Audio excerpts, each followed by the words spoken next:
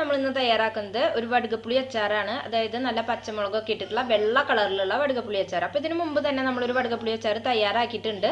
അതിങ്ങനെ കയ്പില്ലാതെ തയ്യാറാക്കുന്ന അച്ചാർ എന്ന് പറഞ്ഞിട്ടാണ്. അപ്പോൾ കാണാത്തവരുണ്ടെങ്കിൽ അതൊന്ന് കാണുക കേട്ടോ. പിന്നെ ഞാൻ അവസാനം ഞാൻ ഒരു കാര്യം പറയാൻ വിട്ടുപോയിട്ടുണ്ട്. നമ്മളിത് കുപ്പിയിലാക്കി വെക്കുമ്പോൾ മാക്സിമം ചെറിയ കുപ്പിയിൽ ആക്കി വെക്കുക. അതായത് നമ്മുടെ എത്ര ക്വാണ്ടിറ്റി ഉണ്ടോ അതിനനുസരിച്ചുള്ള കുപ്പിയിലാക്കി വെക്കുക.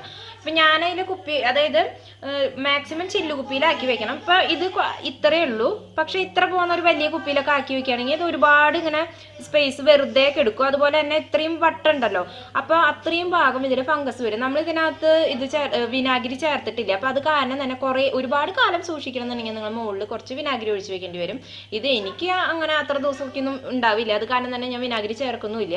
അപ്പോൾ ഇതുപോലെ നല്ലോണം വായ്വട്ടുള്ളവർ ചെയ്യുന്നെങ്കിൽ അത്രയും ഭാഗം കുറച്ച് ദിവസം കഴിയുമ്പോൾ കേട്ടോ, അല്ലാണ്ട് ഇന്നോ നാളെയൊന്നും വരുന്ന കാര്യമല്ല പറയുന്നത്, കുറച്ച് ദിവസം കഴിയുമ്പോൾ. അപ്പോൾ അത് വരാതിരിക്കാൻ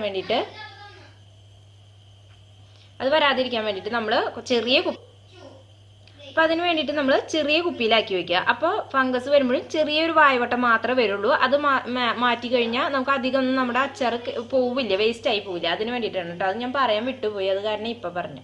ഇനി നമുക്കിത് എങ്ങനെയാണ് ചെയ്യണേ. നമ്മൾ അച്ചാറുണ്ടാക്കാനായിട്ട് ഒരു വടുകപ്പുളി എടുത്തിട്ടുണ്ട്. അപ്പോൾ ഇതിന് മുമ്പ് തന്നെ നമ്മുടെ ചാനലിൽ കയ്പില്ലാതെ എങ്ങനെ വടുകപ്പുളി അച്ചാറുണ്ടാക്കാം എന്നുള്ളൊരു വീഡിയോ ഇട്ടിട്ടുണ്ട്. അപ്പോൾ കാണാത്തവരുണ്ടെങ്കിൽ നമ്മുടെ ഡിസ്ക്രിപ്ഷൻ ബോക്സിൽ അതിൻ്റെ ലിങ്ക് കൊടുത്തേക്കാം. ഇത് നമ്മൾ സിമ്പിളായിട്ട്, വളരെ സിമ്പിളായിട്ടുള്ള ഒരു റെസിപ്പിയാണ് ചെയ്യുന്നത്. കാരണം എന്താ വെച്ചാൽ നമ്മൾ പച്ചമുളകും അതുപോലെ വെറുതെ പച്ചമുളക് അരിഞ്ഞിട്ടിട്ടുള്ള വെളുത്തിട്ടുള്ള അച്ചാറില്ല, ആ ഒരു ഇതാണ് തയ്യാറാക്കുന്നത്. അപ്പം ഞാൻ മുമ്പ് തന്നെ നാരങ്ങ എടുത്തു, അത് നന്നായി കഴുകി എന്നിട്ട് തുടയ്ക്കണം. ഒട്ടും തന്നെ വെള്ളം പാടില്ല, വെള്ളമില്ലാതെ തുടച്ചെടുക്കുക. അതിന് ശേഷം ഇത് തൊലിയൊന്നും നമ്മൾ കളയുന്നില്ല കേട്ടോ. അന്ന് നമ്മൾ ഇതിൻ്റെ തൊലിയൊക്കെ കളഞ്ഞിരുന്നു. ഇത് നമ്മൾ വട്ടത്തിൽ അരിഞ്ഞെടുക്കുക, അതാണ് നല്ലത്. അതുപോലെ അരിഞ്ഞെടുക്കുമ്പോൾ എപ്പോഴും നമ്മൾ ഇല വെക്കുന്നത് നന്നായിരിക്കും. കാരണം ഏത് നിലയായാലും നമ്മൾ താഴത്ത് ഇതിൻ്റെ നീരൊക്കെ പോയിണെങ്കിൽ ഭയങ്കര ആസിഡ് പവർ ഉള്ളതാണ്. അപ്പം പിന്നെ ആ കളറ് ചേഞ്ച് ആവും. അപ്പോൾ അത് കാരണം തന്നെ നമ്മൾ ഇങ്ങനെ ഒരു ഇലയോ അങ്ങനെയൊക്കെ വെച്ചിട്ട് ചെയ്യുകയാണെങ്കിൽ നന്നായിരിക്കും. ഇതുപോലെ വട്ടത്തിൽ അരിഞ്ഞുള്ള ഗുണം എന്താണെന്ന് വെച്ചാൽ ഇതിനകത്തുള്ള കുരു ഉണ്ട് വെച്ചിങ്ങനെ അത് ഇതിലായാലും കുരു കളഞ്ഞാൽ നന്നായിരിക്കും. കാരണം കുരു ആണ് ഇതിൽ കുറച്ചും കൂടി കയ്പിൻ്റെ ഒരു ഇത് വരിക. അപ്പോൾ അത് കാരണം കുരു ഉണ്ട് വെച്ചിങ്ങനെ അത് കളയാൻ നമ്മളിങ്ങനെ വട്ടത്തിൽ അരിഞ്ഞിട്ടുണ്ടെങ്കിൽ, നമ്മളിതിൽ ഓറഞ്ച് ജ്യൂസ് തയ്യാറാക്കുമ്പോൾ ഞാൻ പറഞ്ഞിരുന്നില്ലേ, കയ്പില്ലാത്ത ഓറഞ്ച് ജ്യൂസ് തയ്യാറാക്കുമ്പോൾ ഇതുപോലെ ഓറഞ്ചും ഇതുപോലെ വട്ടത്തിൽ അരിഞ്ഞ് നമുക്ക് സുഖമായിട്ട് ഇതുപോലെ കുരുക്കൾ ഇങ്ങനെ എടുത്ത് കളയാമെന്ന് പറഞ്ഞു കഴിഞ്ഞാൽ അതുപോലെ ചെയ്യാം. അപ്പോൾ ഇതുപോലെ നമുക്ക് എല്ലാം ആക്കിയെടുക്കാം. ഇപ്പോൾ നമ്മളിതെല്ലാം വട്ടത്തിൽ ഇതുപോലെയൊക്കെ അരിഞ്ഞിട്ടിട്ടുണ്ട്. ഇനി നമ്മൾ ചെറിയ പീസാക്കി എടുക്കുക. നമ്മൾ മറ്റേൽ ചെയ്ത പോലെ തന്നെ ഇതുപോലെ ചെറിയ ചെറിയ കഷ്ണങ്ങളാക്കി എടുക്കുക. മാക്സിമം കനം കുറച്ചാൽ നന്നായിരിക്കും കേട്ടോ. എൻ്റെ ഇപ്പോൾ അത്യാവശ്യത്തിന് ചെറുതൊക്കെ നല്ല കനത്തിലൊക്കെ ഇരിക്കുന്നുണ്ട്. അപ്പോൾ നമ്മൾ ഇത് അരിയുന്ന സമയത്തിൽ ചെറുതാക്കിയിട്ട് അരിഞ്ഞാലും മതി. ഇനി നമുക്ക് ഇതിലേക്ക് ആവശ്യം എന്ന് പറഞ്ഞിട്ടുണ്ടെങ്കിൽ ഇഞ്ചി വേണം, ഒരു കഷ്ണം ഇഞ്ചി വേണം, അതുപോലെ പച്ചമുളക് വേണം. അപ്പോൾ ഞാൻ ഇതുപോലെയുള്ള ഒരു കഷ്ണം ഇഞ്ചിയാണ് എടുത്തിരിക്കണേ. ഇത് നമ്മൾ ചെറിയ ഇങ്ങനെ നന്നായി നൈസായിട്ട് അരിഞ്ഞെടുക്കണം.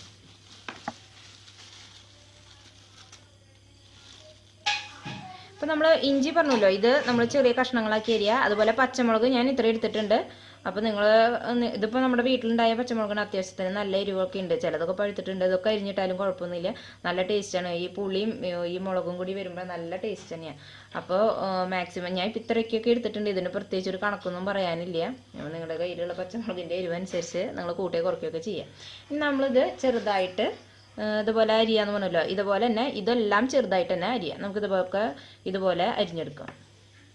അപ്പോൾ നമ്മൾ അരിഞ്ഞത് നല്ലൊരു ചില്ലിൻ്റെ ബൗളിൽ ഇടുക, അതായിരിക്കും കൂടുതൽ നന്നായിരിക്കുക. ചില്ല് പാത്രത്തിലായിരിക്കും എപ്പോഴും അച്ചാർ നല്ലത്. പ്രത്യേകിച്ച് ഇങ്ങനത്തെ നാരങ്ങയ്ക്ക് ആകുമ്പോൾ ചില്ല് ബൗളിൽ ഇടുന്നതായിരിക്കും കൂടുതൽ നന്നായിരിക്കുക. അപ്പോൾ നമ്മളെല്ലാം ഇതുപോലെ ചെറുതായിട്ട് അരിഞ്ഞെടുത്തിട്ടുണ്ട്. ഇനി നമുക്ക് ഇതുപോലെ തന്നെ ഇഞ്ചിയും പച്ചമുളകും ചെറുതായിട്ട് അരിഞ്ഞെടുക്കാം.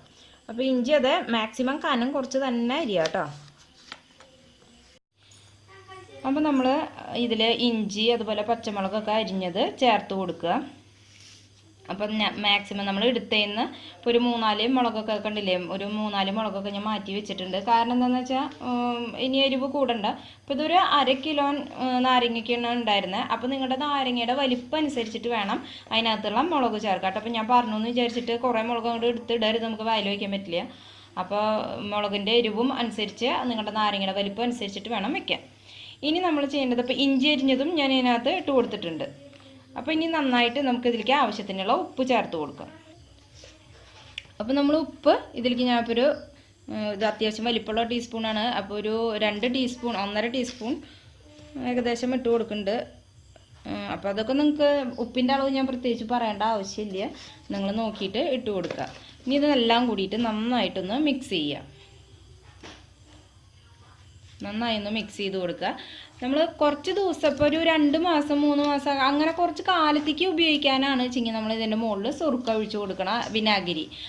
അല്ല എന്നുണ്ട് വെച്ചെങ്കിൽ അതൊന്നും ഒഴിച്ചു കൊടുക്കണ്ട. ഞാനിപ്പോൾ വിനാഗിരി ഒന്നും ഒഴിക്കുന്നില്ല. കാരണം എന്താണെന്ന് വെച്ചിട്ടുണ്ടെങ്കിൽ ഇവിടെ അത് അത്ര പെട്ടെന്ന് തന്നെ ഇതിലൊരെണ്ണം നമ്മുടെ അരിഞ്ഞത് ശരിയായിട്ടില്ല, ഇത് മാറ്റി അരിഞ്ഞിട്ട് പെട്ടെന്ന് തന്നെ നമ്മൾ ഉപയോഗിച്ച് തീർക്കുക. അത് കാരണം തന്നെ ഞാൻ വിനാഗിരി ചേർക്കുന്നില്ല. അപ്പോൾ അത്യാവശ്യത്തിന് ഇതന്നെ പുളി ഉണ്ട്, ഇനി വിനാഗിരിയും കൂടി ചേർത്തിട്ടുള്ള ഒരു പുളി വേണ്ടാന്ന് വെച്ചിട്ടാണ്. അപ്പോൾ നമ്മൾക്ക് ഇതുപോലെ ഇളക്കിയിട്ട് ഇനി നല്ലൊരു കുപ്പിയിൽ നമുക്ക് ആക്കി വെക്കാം. അപ്പം നമ്മൾ നന്നായിട്ട് മിക്സ് ചെയ്ത് കൊടുത്തിട്ടുണ്ട്. അപ്പോൾ കണ്ടില്ലേ അത്യാവശ്യം നന്നായിട്ട് വെള്ളമൊക്കെ തെളിഞ്ഞ് വന്നിട്ടുണ്ട്. അപ്പോൾ നമ്മൾ ഇതിനകത്ത് എത്രത്തോണ്ട് ഉപ്പ് അതുപോലെ എരിവ് ഒക്കെ എത്രത്തോണ്ട് ഉണ്ട് എന്നുള്ളത് നമ്മൾ നോക്കണം. അപ്പോൾ അതിന് മുമ്പ് തന്നെ നമ്മൾ ഇവിടെ കണ്ടില്ലേ നെല്ലിക്ക വെച്ചിട്ടുണ്ട്. അപ്പോൾ നിങ്ങൾ വിചാരിക്കും ഇത് എന്താ ഇപ്പോൾ ഈ നെല്ലിക്ക കൊണ്ടുള്ള പരിപാടി നാരങ്ങയിലെന്ന്. നമ്മൾ അടുത്തതായിട്ട് ചെയ്യാൻ പോകുന്നത് നെല്ലിക്ക ലേഹ്യമാണ്. അപ്പോൾ ഇതിനു മുമ്പ് നമ്മുടെ സബ്സ്ക്രൈബേഴ്സ് പലരും ചോദിച്ചിട്ടുണ്ടായിരുന്നു നെല്ലിക്ക ലേഹ്യം തയ്യാറാക്കുന്നത്. അപ്പോൾ അടുത്ത റെസിപ്പി നെല്ലിക്ക ലേഹ്യമാണ്. അപ്പോൾ അതിനുള്ള നെല്ലിക്കയാണ് ഈ ഇരിക്കുന്നത് കേട്ടോ. അപ്പോൾ ഇനി നമുക്ക് ഇതിലത്തെ ഉപ്പ് ഒന്ന് ടേസ്റ്റ് ചെയ്ത് നോക്കാം എങ്ങനെയുണ്ട് എന്നുള്ളത്. അപ്പോൾ ഞാൻ തന്നെ ഒന്ന് ടേസ്റ്റ് ചെയ്ത് നോക്കാം. ഒരു രക്ഷയില്ല മക്കളെ, അടിപൊളിയാണ്. ഇതുണ്ടാക്കിയപ്പോൾ തൊട്ട് ഇങ്ങനെ വന്നു തുടങ്ങിയതാണ്. നമുക്ക് നാരങ്ങ സാധാരണ തയ്യാറാക്കുമ്പോൾ വരുമല്ലോ ഒരു എരിവും അതുപോലെ തന്നെ ഉപ്പും ഒക്കെ കറക്റ്റ് പാകമാണ്. അപ്പം ഇനി ഞാൻ അധികം ഒന്നും പറയണില്ല. അപ്പോൾ എല്ലാവരും ട്രൈ ചെയ്ത് നോക്കുക, എന്നിട്ട് നിങ്ങളുടെ ഫീഡ്ബാക്ക് അറിയിക്കുക, ലൈക്ക് ചെയ്യുക, ഷെയർ ചെയ്യുക. അപ്പോൾ അടുത്ത റെസിപ്പിയുമായി നമുക്ക് വീണ്ടും കാണാം. Thank you.